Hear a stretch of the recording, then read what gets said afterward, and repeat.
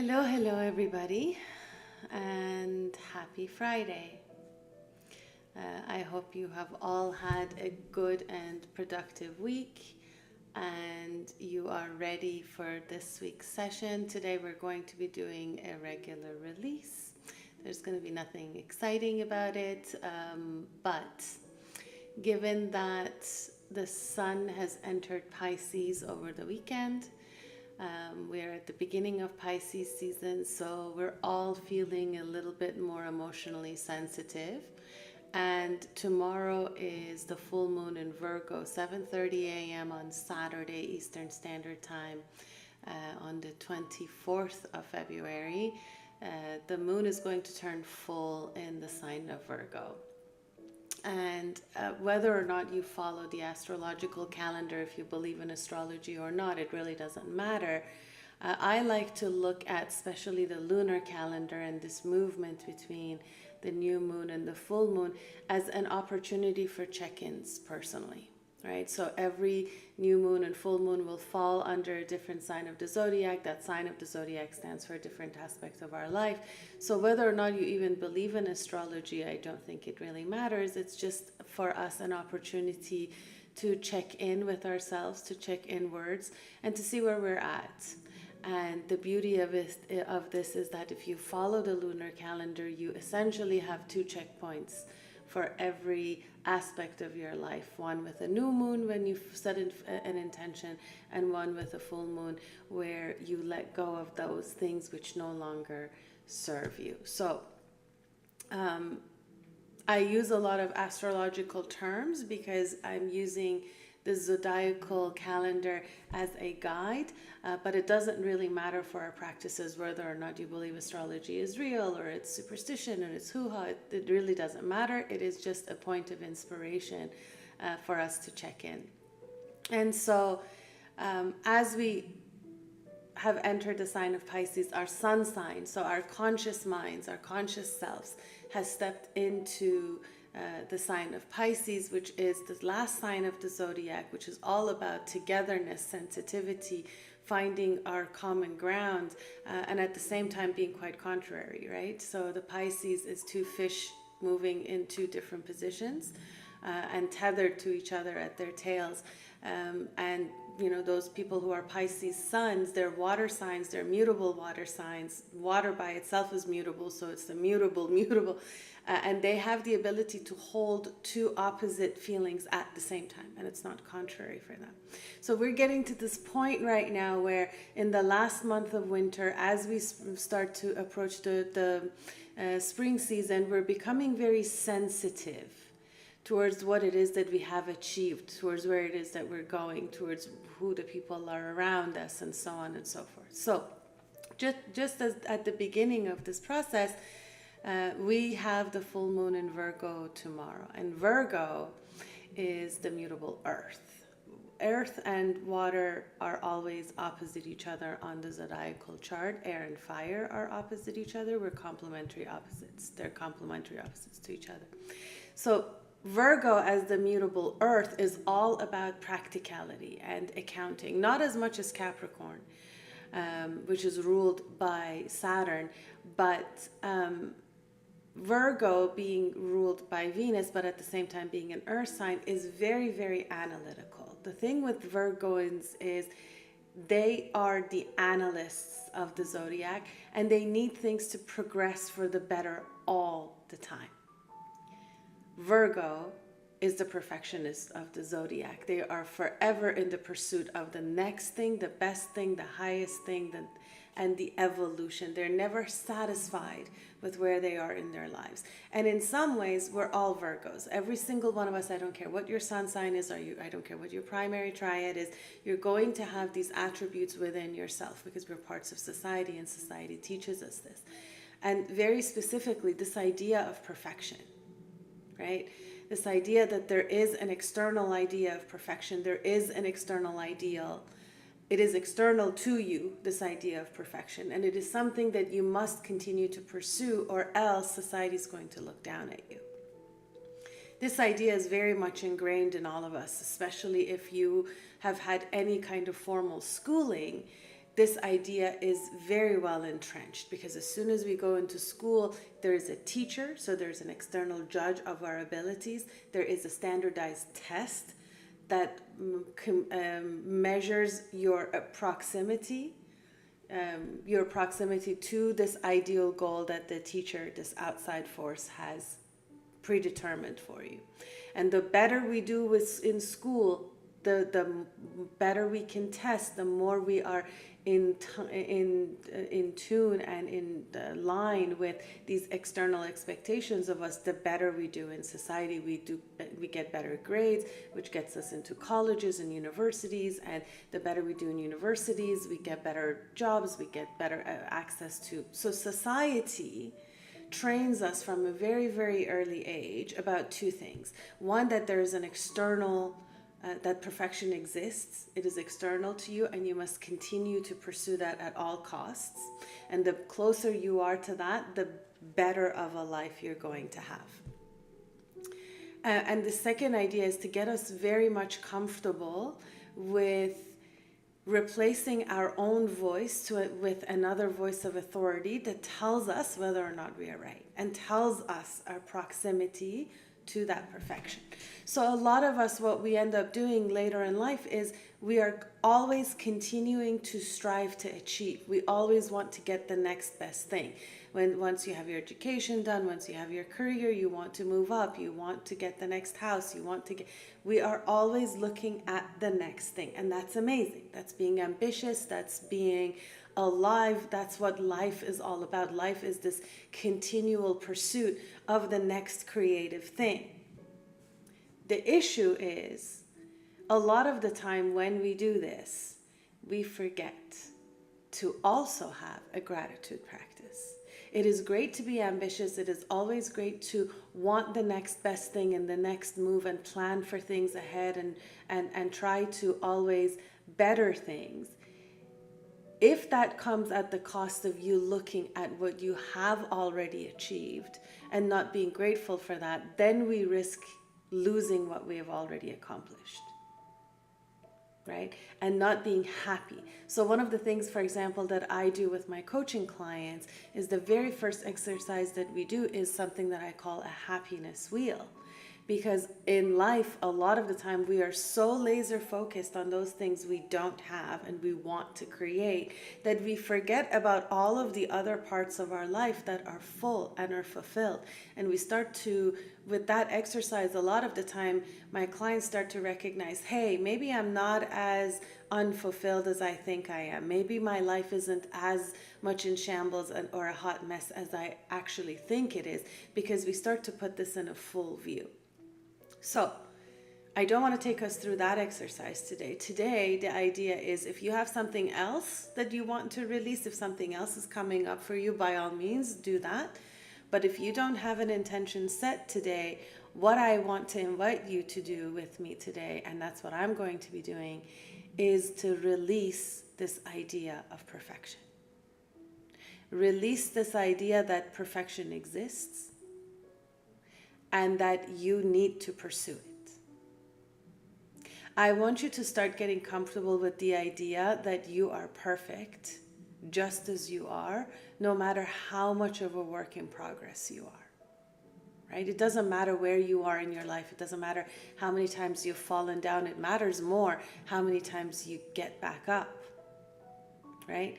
So all your wounds, all your trauma, all your imperfections, all your anxieties, all of your unfulfilled goals and potentials, all of those things all of the relationships that are not going the way you want, all of these expectations you have of yourself that you have fallen short of, what I want you to do is let that all go and recognize with all of that, you are still perfect. And I'll tell you what, I learned this a few years ago, and it really, really changed my perspective towards perfection. You don't want to be perfect, because the moment you are perfect, you no longer grow. So the physical manifestation of perfection that we have on this planet are these things. If you've ever seen a crystal, the reason crystals are so impressive is because if you look at the atomic structure of any crystal, this is a rose quartz, it can be anything, it doesn't matter. The crystal we all tend to love the most is a diamond, right? So if you look at the lattice structure of any given crystal, I don't care which one, it is called a lattice structure because it is absolutely perfect under the microscope. That is the difference between a carbon atom and a diamond atom. That's the difference between a piece of charcoal and a piece of diamond. They're made of exactly the same carbon composition. The difference is for the diamond, the carbon atoms are actually sitting perfectly on top of each other on this beautiful lattice structure. So anytime you look at a crystal under a microscope, it looks perfect. There is an exception. A crystal is perfect unless it is a baby crystal. At the very early stages of its formation, a crystal, once the crystal starts to form, it does not form with a perfect lattice structure. It actually forms with a little ingrained crack. It actually starts with an imperfection inside of it. And if it does not have that crack, if it does not have that lip, the crystal is not going to grow, because that crack is where further sediments get caught and then get put in this perfect lattice structure. So, the most perfect things we have on the face of this planet start imperfect, start as broken. In fact, you will not find a flawless diamond unless it is lab created, because those diamonds are the same way. They need those ridges, they need those cracks, they need those imperfections to create a bigger, more valuable stone. So we don't want to be perfect. We don't want to chase this ideal of perfection that has been defined for us specifically by people who are outside of us, by well-wishers, by our family, by the education system, by our jobs, by society at large, by whatever. The problem is all of these people, no matter how well-meaning they are, and some of them will not necessarily be well-meaning, but even if they are not you. They are not inside of your psyche and your heart, and they don't know what it is that will bring you personal fulfillment. And as long as we are chasing other people's ideals, we are not going to find our own personal fulfillment. Society judges us enough. We don't need to be standing there holding a ruler next to ourselves of perfection and finding ourselves wanting. Society beats you down enough. You don't need to do it for them. So if you're using this measure of perfection to figure out how worthy you are, this is your invitation to put that down, to recognize that just as you are a crystal, and you are a baby crystal, no matter how old you are. And what you're doing from all of your imperfections, from all your mistakes, from all of your trauma and all of your pain, is you're creating the most perfect version of you that only you know what it is and you know how to create. So as we go into this, my intention with this release is going to be this releasing this ideal, external ideal of perfection, and accepting myself and accepting everything that there is, shadows and all, warts and all. None of us is perfect, including me. I am the least perfect human being on the face of this planet. I've made a lot of mistakes, I have a lot of flaws, and I know it. So what I'm letting go of is this idea that if I'm flawed, that if I've made mistakes, somehow that affects my self-worth. Because it should not. You are worthy by the virtue of being a living, breathing, sentient being and a human being that can cognate and can create. Okay, so that's the intention behind today's session. Now, the way that this is going to play practically, especially if you're new to this art, is I want you to start focusing on how much this idea of perfection is affecting what you're doing on that piece of paper. How worried are you about whether you've done the release correctly? How perfect are your lines? Are you comparing your work to mine? Are you trying to look at what other people are doing to try to determine whether or not you're doing this right, as opposed to being present and doing what you need to do and what you need to express on this piece of paper? So today, let imperfection be the guide. Let it be that you're going to surrender to this process. We're just going to doodle, and whatever comes out is welcome. Good? Okay. That's our intention for today. So now that I have pontificated for a good 20 minutes, I hope you're ready. I hope you have your materials, and if you are, I'm just going to switch us to my notebook view. Beautiful. You do not need, my face is no longer going to be of any value, and let's get going. So I want you to set this intention. Whatever your intention is, so be it. But if you're doing the same thing as I am, I actually want to give us all 2 minutes. I'm going to put 2 minutes, 22 seconds on my clock, on my watch. And what I want you to do is, on the back of the piece of paper that we're about to do our art on, I want you to write down all the words that you can associate with the release that we're doing today. So again, if you're doing the same thing as I am and we're releasing perfection, fantastic. All of the words, look for all of the words associated with perfectionism. What does that mean to you? How has that made you feel? How would you like to feel differently? All of that. Any word that comes up, write it down. If it is a repeated word, it does not matter. We are doing a stream of consciousness for 2 minutes, 22 seconds to really get our conscious and subconscious minds connected with this idea. If your intention is something else, it absolutely is fine. You can write down whatever it is that you are going to, what your intention is and how you're connecting to that. So when you're ready, 2 minutes starts now.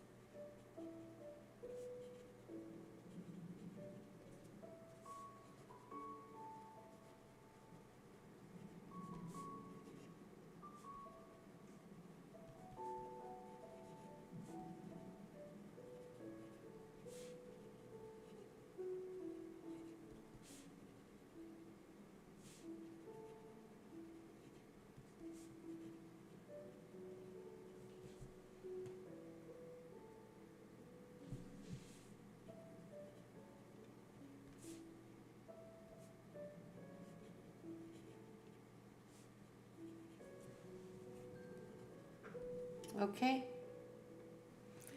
Time is done. Now what I want you to do is count how many words you have.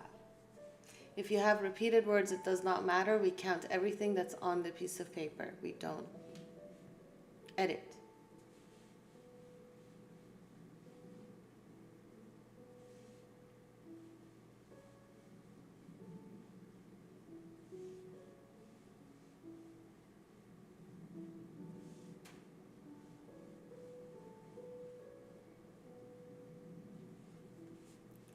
I ended up on a master number. I have 55 words. If you want and you're in the session with me, you can put your number of words in the chat. In general, in Neurographica, you want to aim for 20 words. They're saying 18 to 20 words is when you know that you have a strong association with what you're about to release.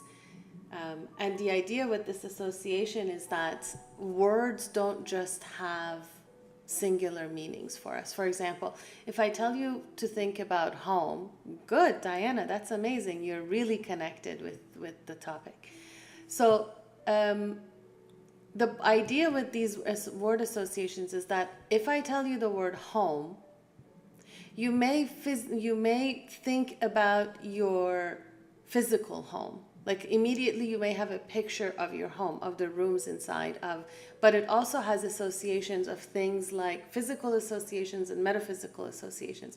Not just the address, the physical structure of the building, but you know what's in the rooms, who are in the rooms, what is in the rooms, any issues associated with the rooms. So the idea is every word that you use has more meanings for you than just that word. We have a lot more associations. So even if you have a lot of repeated words, as Diana says, even if you have a lot of repeated words, it doesn't matter because that single word doesn't just have a single definition. It stands for a lot of things for you, especially if it repeats a lot in an exercise like this. It means it has weight. It has other meanings, other associations attached to it. Okay? Now I want you to pay attention to your body for a moment. Just close your eyes and let's do a quick body scan together. Okay? I want you to slowly become aware of your toes, of your feet, of your ankles, your calves, your knees, your thighs, your bottom. And now let's come into the chest cavity. Let's feel our stomach, intestines, actual stomach, your chest, your neck and shoulders, and your head. Now that you have awareness of your physical body, I want you to see where you have sensations, especially associated with the words you just put down.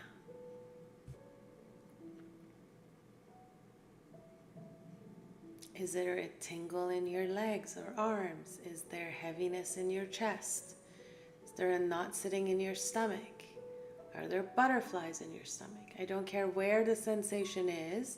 When you have connected well enough to this idea, you have a physical sensation that goes along with it.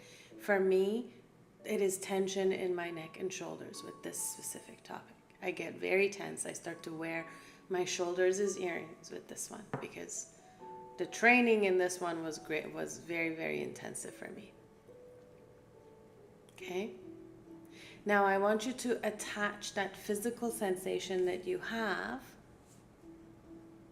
in your body to your dominant hand and to the pen in your hand.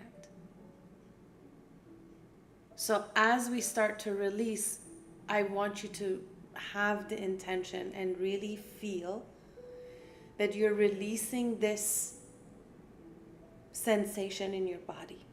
You're allowing that sensation in your body to become a physical manifestation on this piece of paper, which is the pleroma, which is the field of all probabilities and possibilities.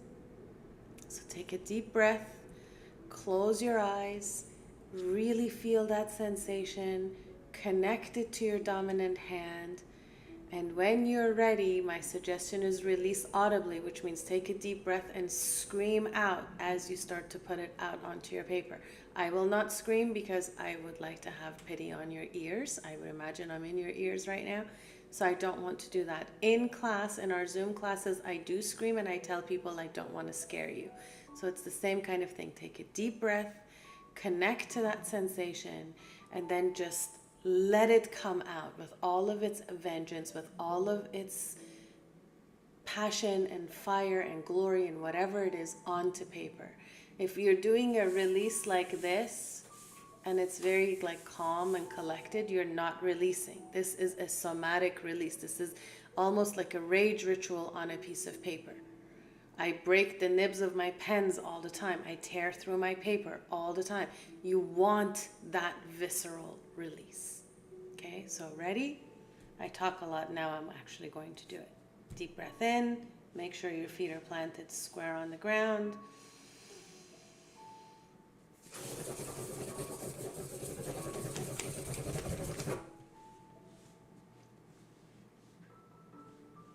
Look at, see what I mean?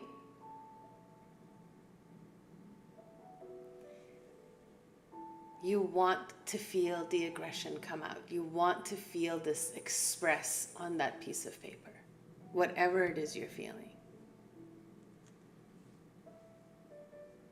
It's quite a rush if you're doing this properly. This is very much an emotional release. Okay, so as usual, this is the part of the work where we come to terms with ourselves. I have expressed whatever this is. It doesn't have to have names. It doesn't have to have words. I have expressed an internal sensation and a series of thoughts and patterns and things that have been in my life graphically onto paper. The first thing I need to do is come to terms with it myself. Come to peace with it within myself. So the first thing we're going to do is we're going to round all of these intersections we just made with themselves. Okay? Now, you have two ways of going about and doing this. You can either go in intersection by intersection and just rounding those intersections. What I like to do, especially like this, because when I'm moving my pen so quickly, you see that my pen didn't really take, the ink didn't really take. So what I like to do is I like to take that same pen and go over all the lines and make them full and make them so they actually show up. Then I either use the same pen, I might use the same one because this one is very sharp and very new, so the tip is sharp, and then I'm going to go in and round all of the corners.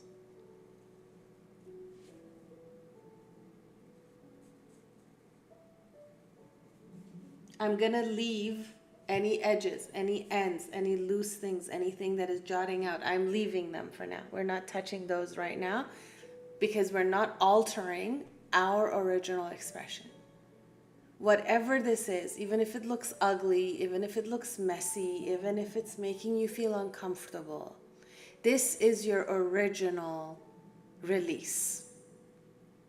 This is your expression, whatever it looks like. And this is where I want to challenge you to let go of this idea of perfection. This is not supposed to look like anything, right? Your work is not supposed to look like mine. Your sensations are not supposed to be the same as mine. There is no comparison.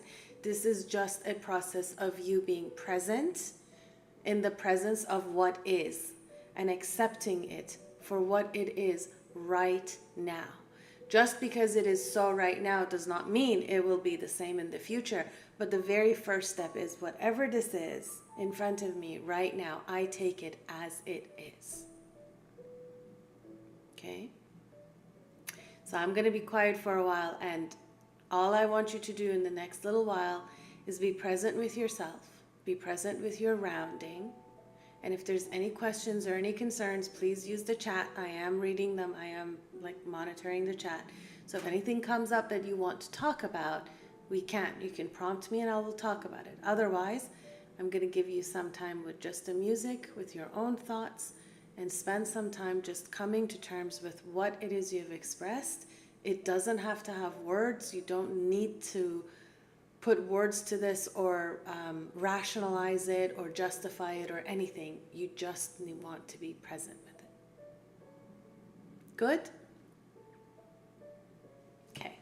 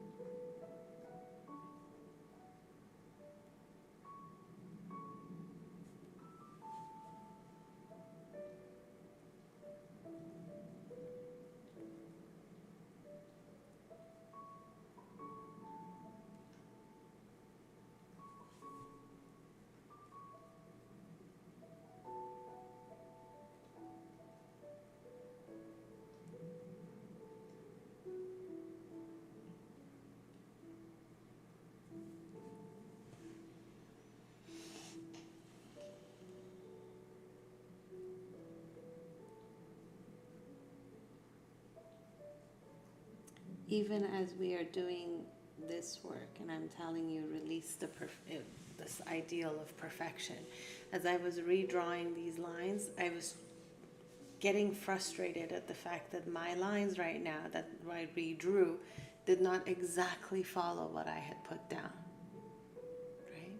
But this is a reminder for me and for all of us that what we perceive as perfection takes time. It does not happen overnight. Now I have the ability, now that I have the framework down, I have the ability to go in with another instrument and spend some time and improve it to the point where I'm happy with it. But it's not this idea of perfecting it for someone else, for someone else's judgment.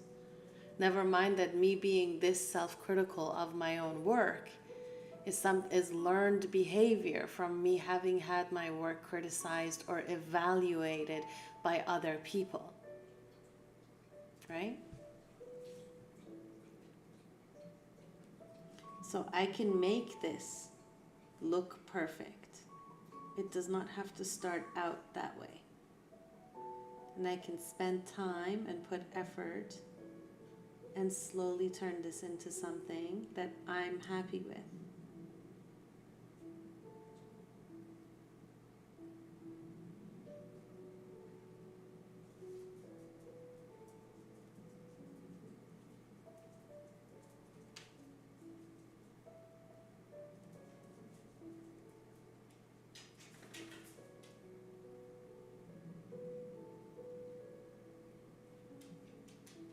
I'll be honest, doing releases is sometimes tense for me because just by the virtue of the tools that I use for a release, these are never dainty, pretty compositions.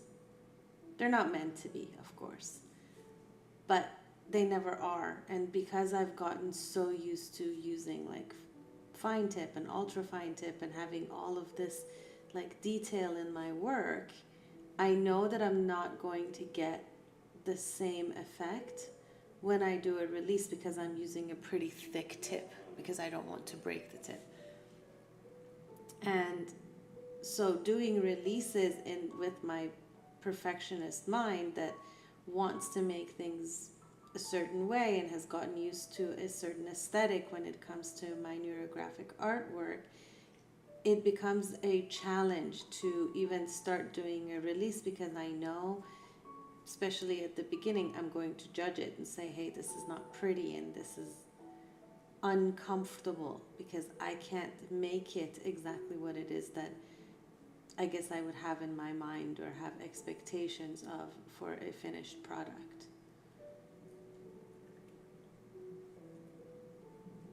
So this is like a constant journey of self-improvement for me as it is.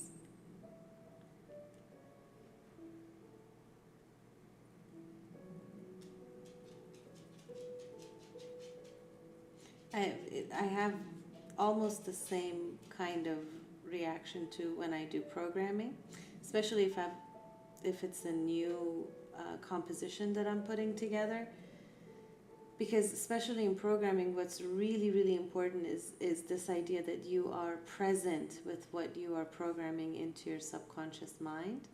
And if you are bogged down in paying attention to all the details of like your lines and the neurographic geometry that you're putting down and how perfect your circle is or how square is your square or what your work looks like compared to the teacher or the mentor or things like that, then you're not really paying attention to the programming part. And so the first time I do any composition, part of my energy, part of my focus goes to perfecting, quote unquote, the composition. And so this is why I say, especially if you're new to neurographic art, it is really important that you have the basics down so you are not over-analyzing your lines anymore and you're very comfortable with rounding and you've gotten comfortable with the idea of resistance to rounding and your ego speaking up and all of those things, because before we start a neurographic journey together, Because if in the journey, if in the class, what you're concerned about most is the quality of your lines, or if you are picking up the algorithm or the composition properly, then you are not really spending that time programming your mind. So we are starting a brand new journey to manifestation on next Saturday, the upcoming Saturday. And I know there's a few of you who are joining me on that journey, and I'm really, really excited to meet you all and do this in person. If you still want to join, you still have time until next Saturday to sign up for the course. I think registration closes midnight on Friday, the night before. But if you're thinking of doing any of these journeys and in-person classes with me, I really, really suggest that you at least do some of either the videos on here or the intro course, because that will at least get you comfortable with neurographic lines. We go into kind of basics of lines and then a little more of an advanced version of what to do when, anyway, I don't want to give too much away, but like advanced neurographic lines and doubling up your lines and putting color with them, and introducing different ways of rounding when you have multiple colors in the same composition, and those kinds of things. It goes over the basic geometry, but it also puts you through a few releases with a lot more detail than I go to in these sessions. So if you have done, I would suggest having done at least 6 releases before you start getting into programming at all, because this is essentially the composition that gets you comfortable with drawing the lines and with doing the rounding and getting over the idea of resistance to rounding and sitting for a long period of time and finishing a composition in one shot and all of that. So if you're thinking of doing any programming sessions, you get a taste of what programming sessions are like in things like the Neurographic Vision Board, or we did a programming session, I want to say a week or two back, or maybe last week, about letting go of any limitations and shining as bright as you can and things of that nature.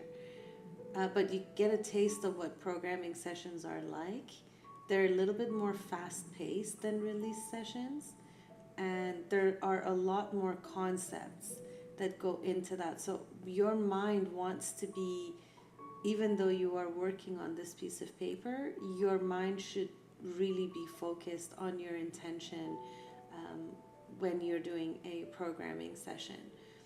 So if you're the kind of person who's a perfectionist and needs to get things right and needs to get comfortable, before you start dabbling into any programming sessions, make sure that you've done enough releases where you feel comfortable with drawing, with just the basics, drawing lines, rounding, coloring, finding fixations, those kinds of things.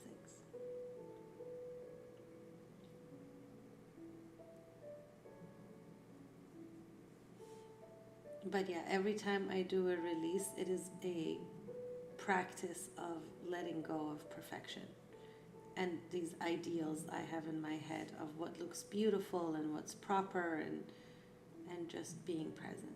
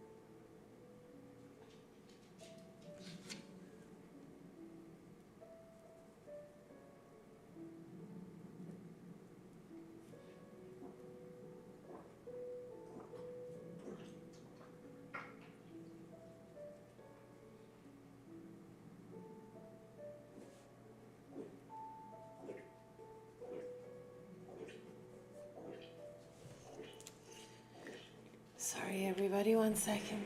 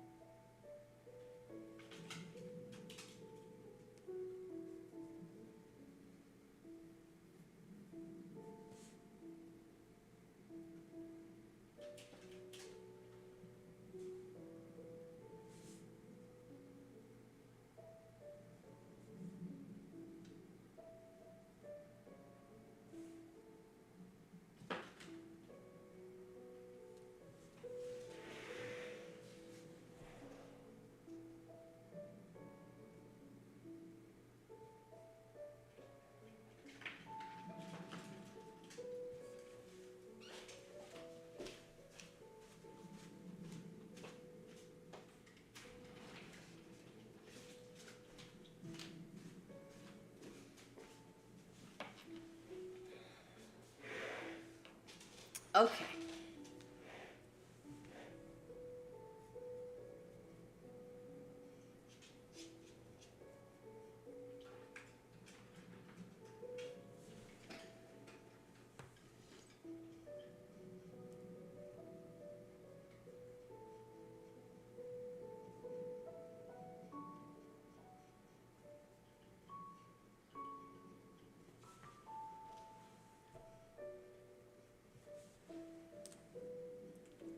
So,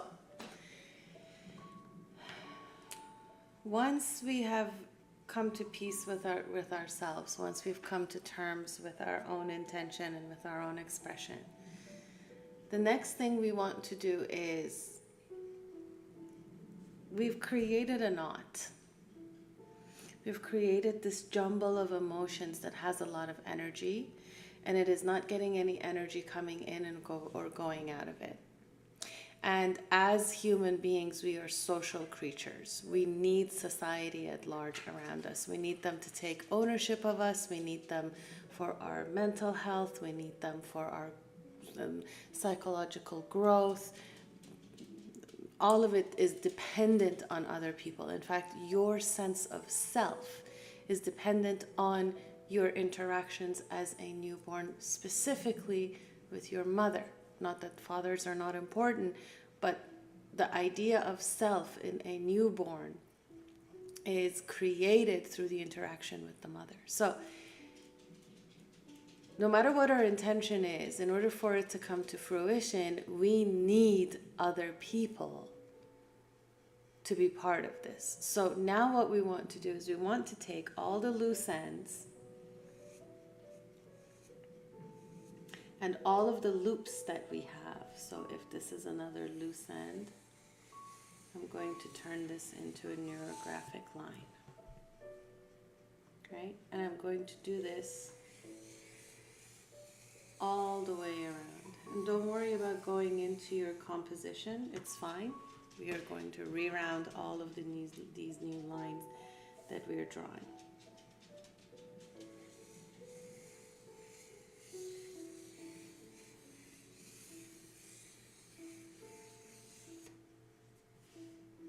Again, a neurographic line, just as a quick little reminder, goes where it's not expected. It does not repeat itself. It's also counterintuitive, meaning I'm trying to feel with every step where this line wants to go, and I'm going anywhere but there.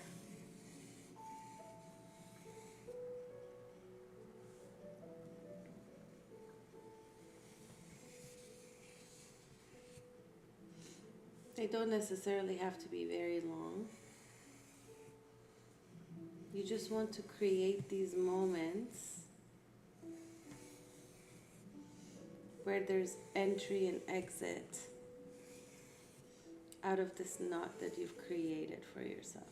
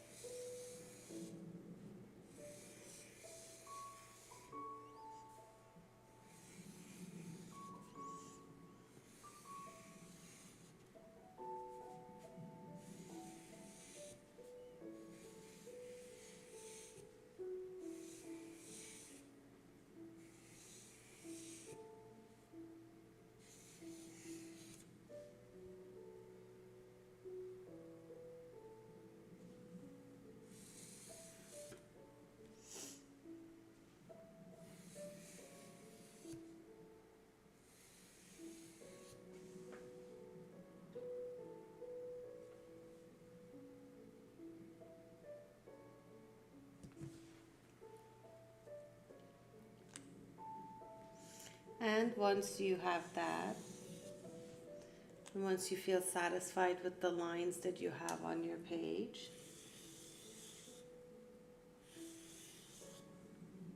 we're going to do our second set of rounding, because now with these new sets of associations and the new expression and bringing people into our problem, we also want to make sure that all of these interactions happen with the least amount of resistance and turbulence as possible. So we're going to go back in and we're going to round all of these new intersections we've created.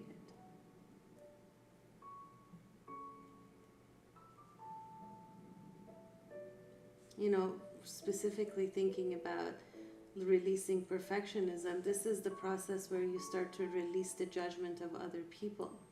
We need to start recognizing that sometimes their judgment is based on their life and their fear and their wants and their desires, which may not be at all aligned with what it is that we want for our own lives.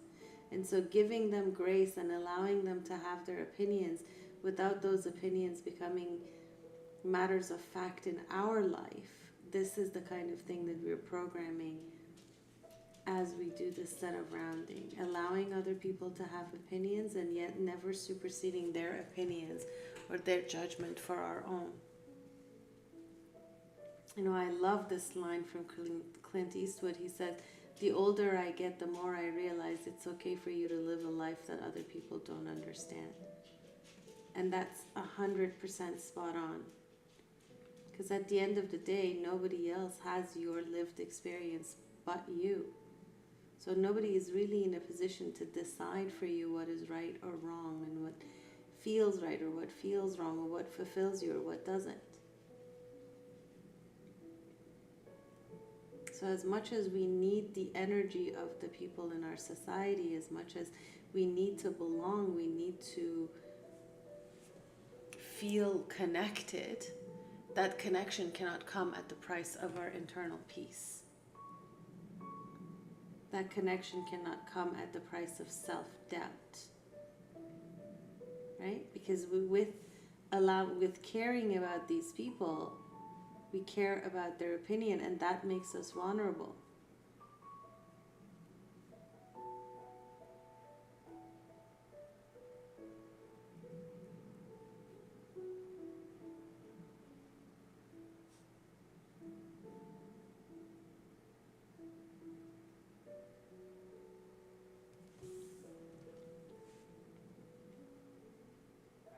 So we want the input,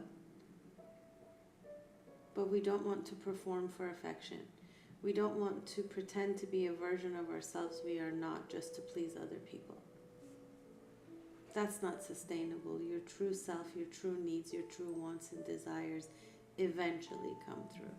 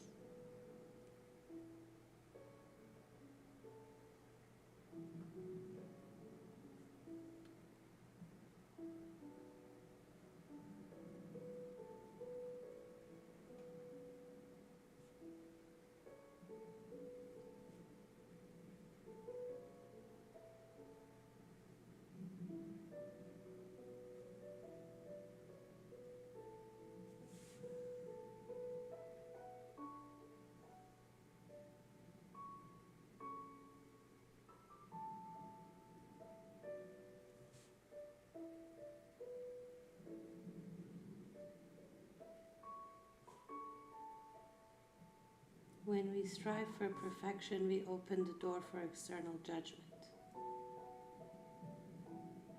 Even if that judgment is coming from the voice inside your own head, that's a internalized superego. You were taught to pursue perfection at some point in your life. And as long as you're pursuing this ideal in your mind, you are judging yourself on behalf of those people who have judged you in the past. And let's be honest, there is no harsher judge on the face of this planet than most of us are with ourselves. We can't lie to ourselves, right? We know the whole truth of our whole existence from the moment we recognize who we are. So the things that we may be able to justify to other people, we have a hard time justifying to ourselves. Now, if you do things like this, where I've created a line and inadvertently I have created a loop. Loops in neurographic art is where energy goes to go circle around itself. And anything, that spins in around itself creates gravity. That is where we have gravitational force from to begin with. It's because these particles, these planets, these stars are spinning around themselves. That spinning around yourself creates gravity and gives things mass. I don't want my energy to go around this loop with no way out and create weight and heaviness in my life where I don't want it. So what I'm going to do is I'm going to give this energy somewhere to go by creating other lines, either through it or around it, whatever it may be. I will not leave loops as themselves, because then that's wasted energy. That's energy that not only is not going where it's supposed to go, but it is standing in itself, standing in its place, spinning around itself and creating negative weight that I don't need.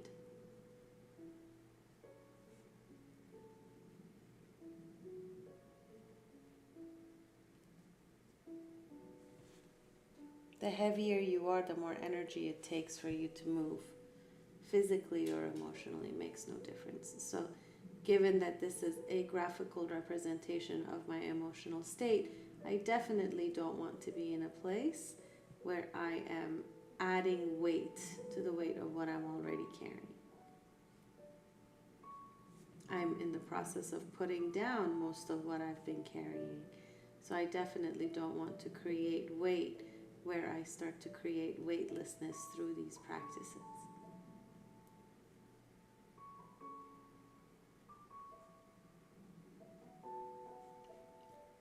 You want your emotions to be just that energy in motion. If it stops moving and it starts spinning around itself, it is only going to coagulate. It is only going to create energy you don't want and need in your life.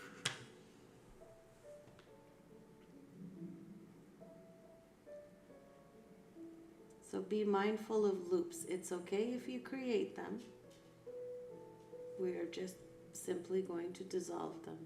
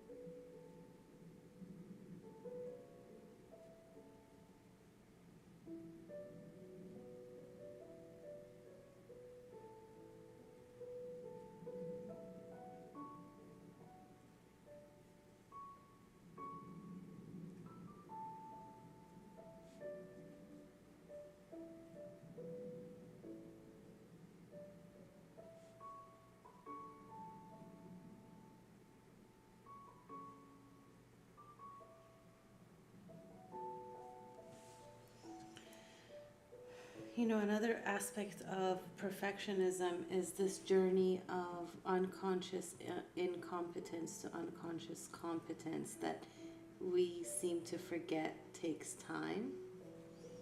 Anytime, especially as adults, we want to try something, there's this unrealistic expectation that the very first time we try it, or at least the very first few times we try something, we achieve Olympic level gold medal level of performance. And if we don't, achieve that, then we are a failure, then we're not good enough, then we shouldn't have done it to begin with, and so on and so forth. But one of the things we forget is that there is a very, very long journey from unconscious incompetence, which means you don't know that you don't know how to do something, to unconscious competence, which is you are on autopilot when you are doing activity X, right? So the levels from going from unconscious incompetence to unconscious competence is unconscious incompetence, which is you don't know what you don't know. Then you get to conscious incompetence. This is the period of time where you are learning something. So when you're learning a new language, you become very aware of the fact that you don't know all the words. You can't understand anything that's being said in that language. Or when you're first, for example, learning to drive, it's the time period where you're holding on to the steering wheel for dear life because going at 40 kilometers an hour is now all of a sudden scary. So we go through knowing that we don't know. So that is the first level of we are just starting to learn about something. We're just becoming introduced to a concept. Then you go to unconscious or conscious competence, and that is the point where you are practicing something. So you know the basics. For example, in the analogy of learning a new language, you've learned a few words, you know some grammatical structures, you are starting to be able to read, you somewhat understand when somebody says something to you in that new language, but it is not effortless. You are still spending effort. You're still translating, let's say, from that language, from the new language to your mother tongue, whatever it may be, right? But you are able to do certain things now in this new paradigm or in this new level of competence, but it takes effort. It is not effortless. Unconscious competence is when you're fluent in a language to the point where when you look at a word, you've read it, you recognize the associations with it, or if somebody starts speaking to you in that language, you fully understand in said language, you respond in that language. You are no longer spending any mental energy, for example, to do this task. It just comes naturally to you. Now, for you to learn a new language, depending on, the language you're learning, but the average European Romance language takes about 600 to 750 hours of instructions in order for you to go from unconscious incompetence to conscious competence. It takes about 700 hours of instructions. Unconscious competence happens at 10,000 hours, right? So Malcolm Gladwell talks about it takes 10,000 hours for you to be an expert at something. That's what he's talking about. It takes 10,000 hours for us to go from unconscious incompetence to unconscious competence. 10,000 hours at 10 hours a day is about 3 years. If you spend a full 8 hours a day practicing something, it will take you almost 3 whole years to go from I don't know this to I know this like the back of my hand. So this is effortless for me. I can achieve flow state with regards to this skill. And yet most of us don't want to put in the 10,000 hours. We expect most of us, if we have a lot of perseverance, that at hour 50, at an hour 100, we expect to have the 10,000 hour kind of competence. And this is part of perfectionism, because perfectionism says this is possible. If you're good enough, if you're smart enough, if you're dedicated enough, you should be able to travel the path of 1,000,000 years in a day. So if you're not achieving your goal, then there's something wrong with you. It's not that your expectations are unrealistic and therefore made to make you fail. It's that there must be something wrong with you. You are not good enough to do X, to learn X, to go from the level of unconscious incompetence to the level of unconscious competence. It's not that you're not good enough, it's that we are not told how much time and effort learning something takes. Just, for example, think about something as simple as walking. We have all at this point, I don't care how old you are, if you're listening to this, and if you're watching this, you have mastered walking. In fact, most of you have mastered running. Some of you run for fun. It's called jogging. I don't understand you people. But I also have exercise-induced asthma, so running in particular is practically challenging for me. It's particularly challenging. Sorry, that's what I meant to say.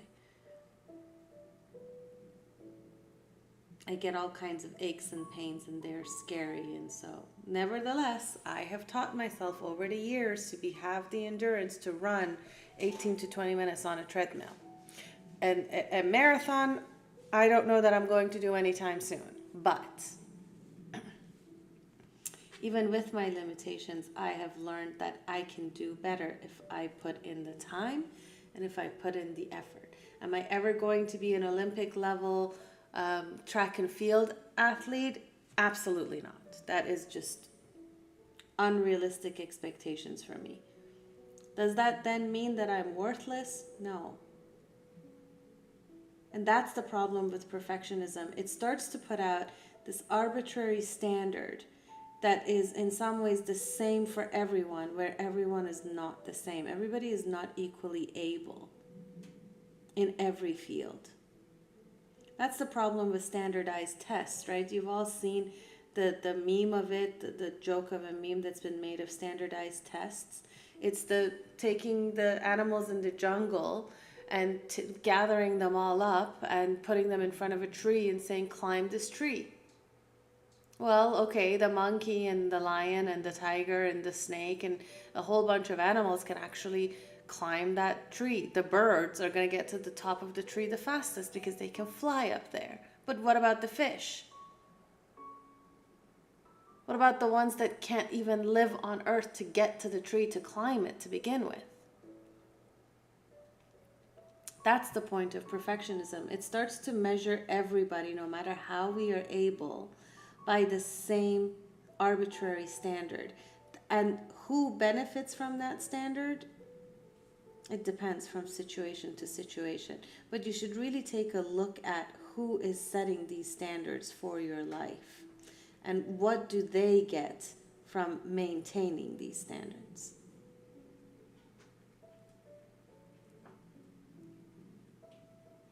And if you are setting these standards for yourself, what is your guiding principle? Where are you getting your ideas about these are the ideals, these are the measuring sticks by which you should be measured?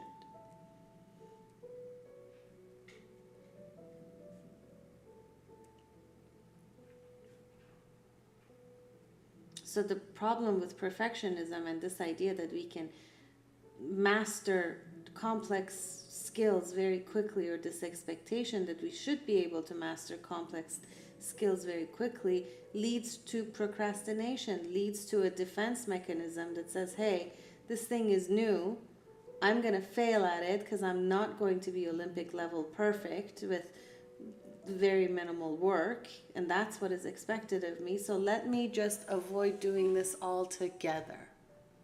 Let me go into self-protection mode and let me procrastinate. Let me not even attempt, because I'm going to fail. So procrastination is actually the flip side of this coin we call perfectionism, of this idea that as soon as we try something, we should be absolutely perfect at it.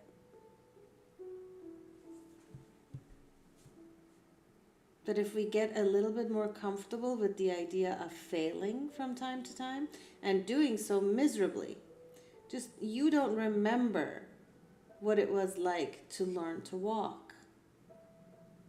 Most of us don't have that in our conscious memories. If we have younger siblings or if we've had kids, we have watched other people learn to walk. And they've fallen down many a time in the process of learning to align their gravitational center with the gravitational center of the earth while standing and in motion. Now we take walking for granted. It's just something we just get up and do. Because we don't remember the hours we spent as kids learning to walk, learning to stand, learning to speak, learning to read and write. We don't remember all those hours spent learning the things that we now take for granted.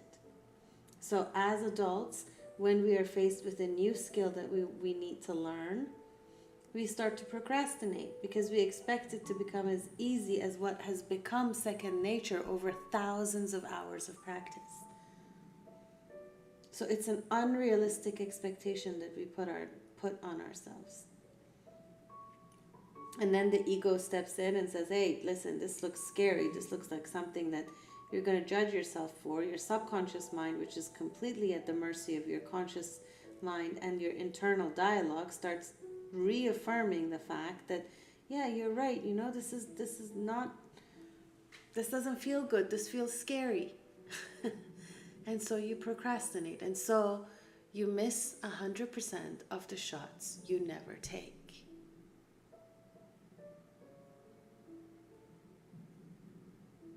We numb ourselves into procrastination because of our unrealistic expectations of everything being perfect, of life being this perfect journey, of the fact that it can be perfect.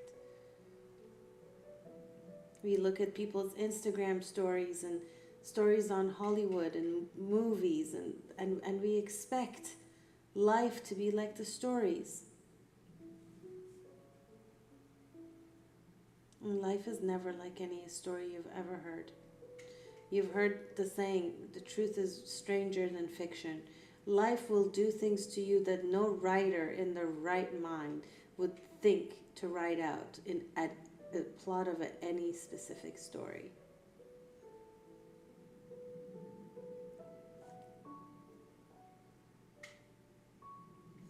And yet when it comes to love, we want a Hallmark movie.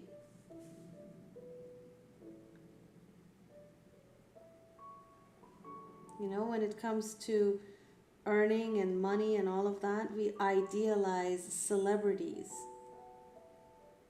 I don't want to name people because I don't want to start an argument in my comments on, you know, but we think celebrities have this perfect life. They don't. They lose their anonymity. That's one of the biggest problems that celebrities have in their lives, that they can't be just normal people anymore. I mean, that's no small thing.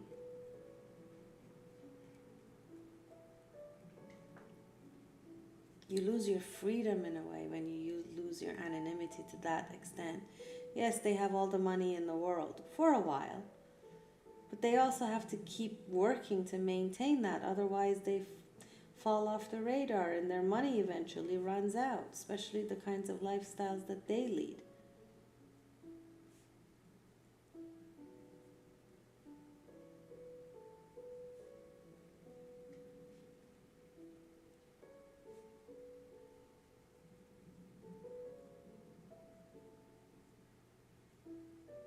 So we start chasing this ideal of perfection, this perfect life that somebody else has defined for us. In a perfect life, you are educated, you are married, you have 2.5 kids and 2.5 cars in the garage and live in the suburbia and da da da da da da da da da. Fill in the blanks, whatever the values in your community are. It doesn't matter. And here's the thing, the more closely that society is related to the ideals of lack, the stronger elitism and perfectionism in that culture.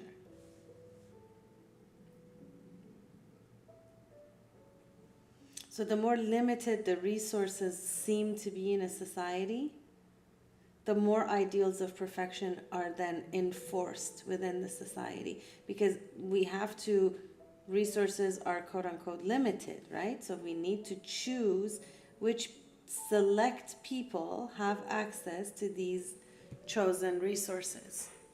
So lack mentality and perfectionism or elitism very much go hand in hand. They seem to be justifications for each other, or at least a method of social coping mechanism for dealing with limited resources. Then one of two things works, either meritocracy or nepotism. And depending on how corrupt the system is, one is stronger than the other.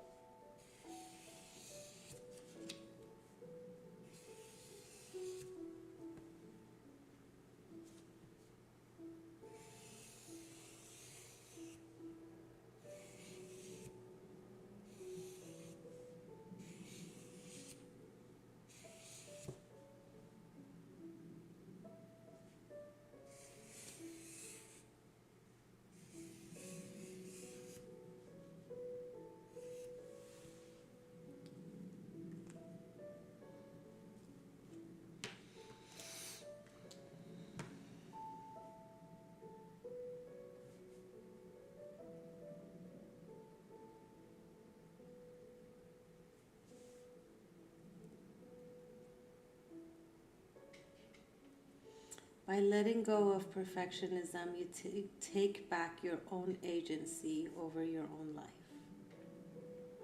You get to try things and look forward to actually failing. Because in every single failure, there's a lesson. That's one of the things that sets Elon Musk apart from other people. When it comes, do you know what the main difference between SpaceX and NASA is? NASA was made up of mostly theoretical scientists and physicists and people who did things on paper and calculated the risk and so on and so forth. And they did everything on paper. SpaceX is made mostly of engineers. So the difference between NASA and SpaceX, and why NASA was so expensive and why SpaceX has been able to make space travel so much more affordable. Like, I think any rocket launch with NASA costs like $1.5 million, and for SpaceX it's like $1,500. Because they figured out a way to make these rockets come back to Earth and come back and land perfectly on a landing pad. So it made all of these rockets reusable instead of throwing them into the ocean and creating not only ocean litter, which is not good for the planet, but also then every time you wanted to go back up there, you had to reinvent the wheel, literally, or reinvent the rocket.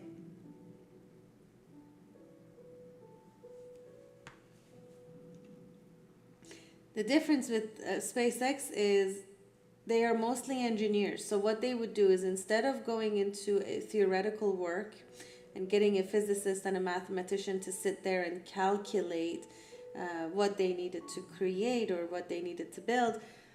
They just kept building them.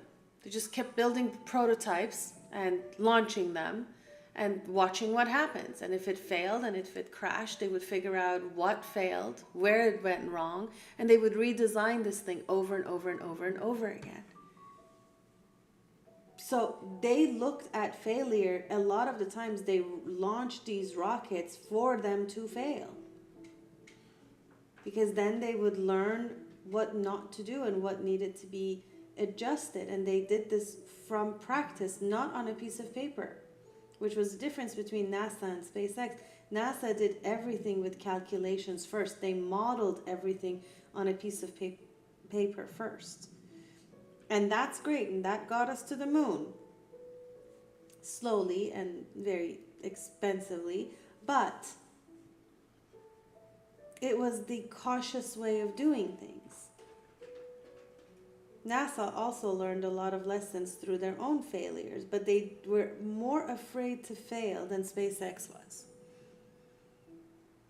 And so in all the time that NASA controlled space travel in the United States, although they accomplished a lot, they didn't go as far as they needed to. They were always limited because there was always this idea of perfectionism built into their system, of conservatism, of having to measure things or having to be extremely accurate before you took action. You know, it's not without reason that the saying goes, done is better than perfect. You know, for a lot of artists, for example, it's hard for them to know when they're done. Right? This is part of the reason why artists or artist types tend to struggle with deadlines, because they don't objectively know themselves when they're done, because it's what they're doing is very subjective. So they need an editor. They need somebody outside of them to come and say, hey, this is done. This is good enough. We're going to put it out in the public now.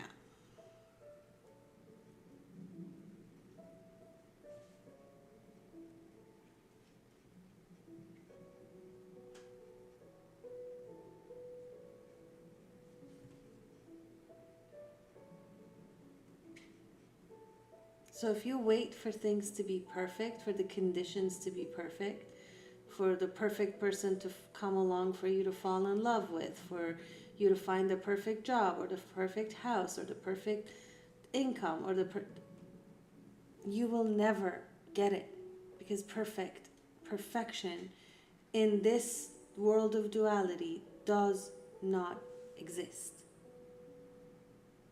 It will never be perfect. It will be as best as you make it. It will be as good as you can make it with your effort, with your time, with your effort. But it will never be perfect. So don't expect it to be.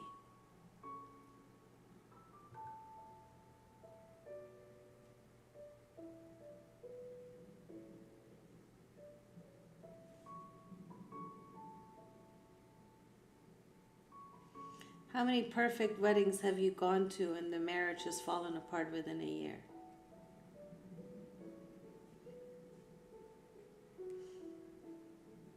We've started to become a society that cares more about the appearance of perfection than actually having good content, good solid content underneath.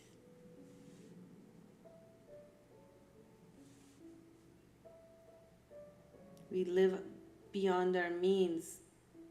At least in my country, the average household debt before COVID was $1.65 to a single dollar earned. That was before interest rates started to go up the way they have. Post-COVID and post all the checks that the government's mailed to people.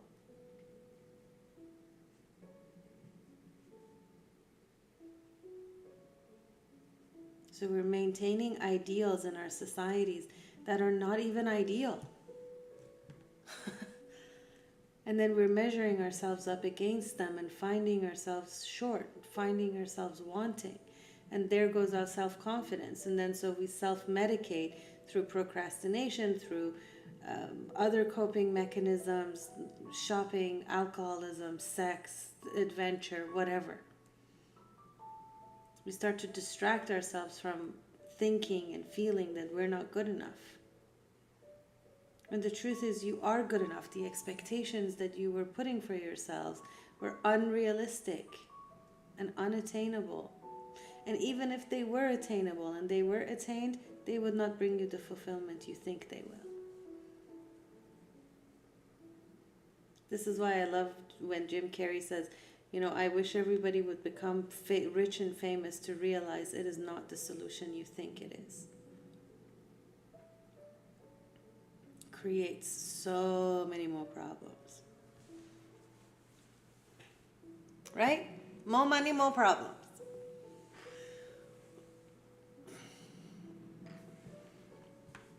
In my language, they say, he with the bigger roof has more snow to plow. Well, in Iran, roofs are not steep. We don't have pointed roofs. They're mostly flat. So when it snows, you do have to plow. You do have to clear the snow from the roofs. So if you've got a big house, he with the bigger roof has more snow to plow. هر که بامش بیش برفش بیشتر.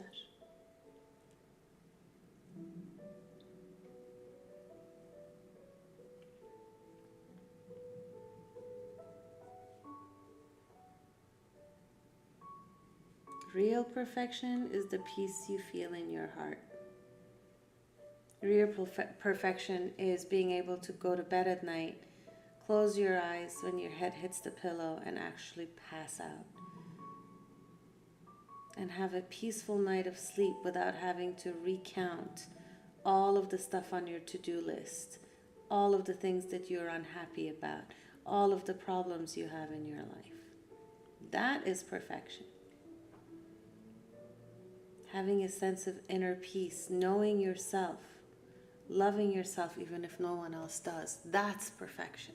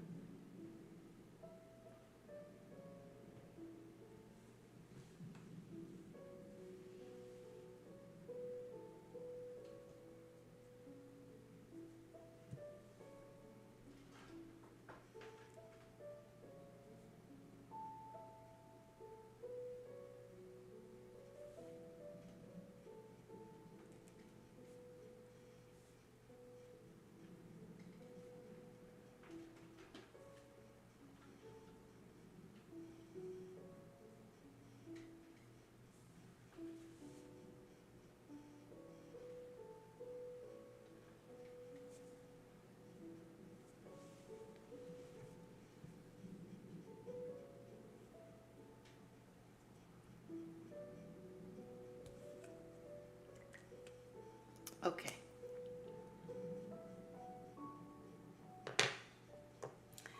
Once you have your release and your rounding, this is the part where I'm going to leave it up to you. So if you like, what you can do next is color your composition and see what things jump out at you. For me, I'm happy with where this is now, and I want to leave this without color. I don't want to breathe more energy into things that don't have to have energy. So I'm going to leave mine here. If you want, once you have finished all of the rounding, you are more than welcome to color it all in. And see what shapes, what figures, all of that come out for you. Okay, so I hope you enjoyed the session this week. If you want to join me on the in-person classes that start next Saturday, you still have the opportunity to do that. The Journey of Manifestation starts next week. Let me put it on my face so you guys can see what I'm talking about. So, the Journey to Manifestation starts next Saturday. If you sign up, there is a coupon that you can use until the end of the day tomorrow. Last chance, and you can save 50% on the tuition for this course. We are going to start the course next Saturday, so this is your last chance if you want to use the code last chance. Then the Journey of Manifestation will start sometime in mid-April. The Journey to Understanding, which is a 7-week process based on the chakra systems, will start in mid-April. I'll have a coupon code for early registration for that in a couple of weeks once we start the Journey to Manifestation. If you are joining me for the Journey to Manifestation, but you have not had any training for neurographic art, I highly suggest either taking my intro course, which is a self-paced 6-session course, or you do a whole bunch of the videos we've done on YouTube. I want you to be very comfortable with the basics of neurographic art before we start programming. Okay? And so that's all I have for you guys this week. I hope you have a wonderful weekend. If you have any questions before I let you all go, put them in the chat now. If you're watching this later on and you have any questions, you can reach out by email. You can reach out and leave comments under these videos. Please please subscribe to my channel if you find this content useful. I'm trying to get a bigger reach, so if you can, please like and subscribe. I would greatly appreciate that. And with that, I will release you to your weekend. Have a fantastic day tomorrow with the full moon in Virgo. Don't be overly sensitive over the next few days. The new moon energy is coming, so a lot of us will be a lot more irritable than usual, and we have gone into the sign of Pisces. The sun is in Pisces, so our tentacles, our emotional tentacles are very, very sharp right now. So be kind to yourself, be kind to the people around you, and I will see you again next Thursday with another neurographic art session. I think we're going to try to do something a little bit different. I don't know if we'll do a release or not, but if you are part of the newsletter, you'll get the email that will come out on Tuesday to let you know what we're working on next week. With that, thank you for being with me today. Have a lovely, lovely weekend, and I will see you all next week. Ciao, everybody.